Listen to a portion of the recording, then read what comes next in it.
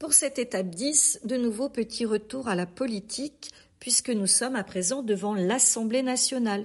L'Assemblée nationale que l'on appelle également le Palais Bourbon, du nom des anciens rois de France.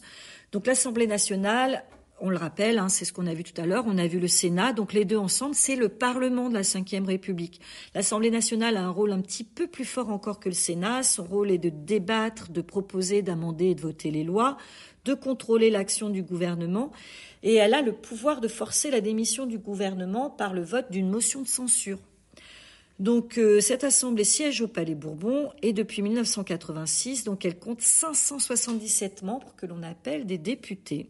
Ces députés sont élus au suffrage universel direct, donc pour une durée de 5 ans. Et on avait vu que c'était ce qui posait problème au moment où le président de la République, lui, était élu pour 7 ans, avec les périodes d'alternance et de cohabitation qu'on a pu connaître sous les présidences de François Mitterrand et Jacques Chirac.